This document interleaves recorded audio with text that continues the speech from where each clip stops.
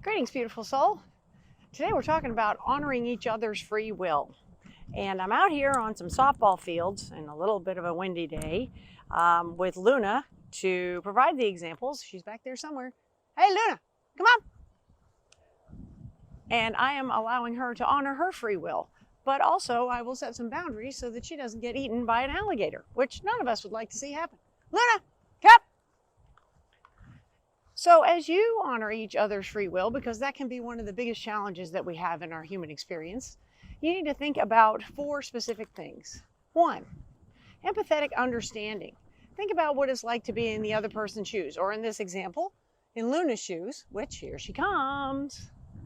Her shoes are a little bit different than ours, but I do think of things from her perspective, and like right now, she wants to just run around, and she's doing it. Good girl.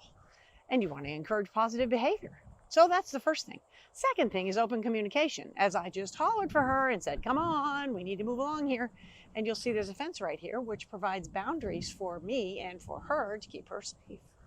So it's important to have open communication with not only your dog, but with people that you are interacting with, so that you can express to them what is important to you, and also make sure that you listen to what is important to them.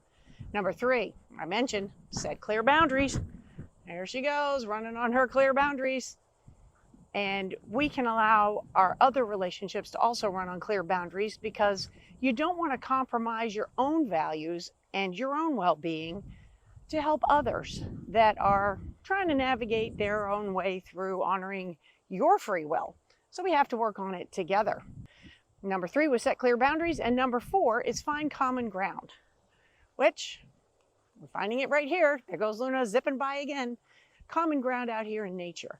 We have this wonderful field out behind these softball fields where she can run and play and be outstanding in her field, as she is over there, and get some free time off leash. We all need free time off leash, but it's important to navigate each other's free will and allow us to do the things that we need to do for ourselves to feel balance and harmony. Talked about that last week. So wherever you are, reflect on your own beliefs while you're fostering a deeper understanding for those of others. It provides us the opportunity to have better communication, better relationships, and to honor each other's free will, yours and mine. So thanks for your time. And wherever you are, I hope you have a spectacular rest of your day. I think it's going to rain in my day, but I don't mind. Thanks so much for your time. We'll see you again here real soon. Now I got to find my dog. Luna, come! If only it was that easy all the time. Here she comes.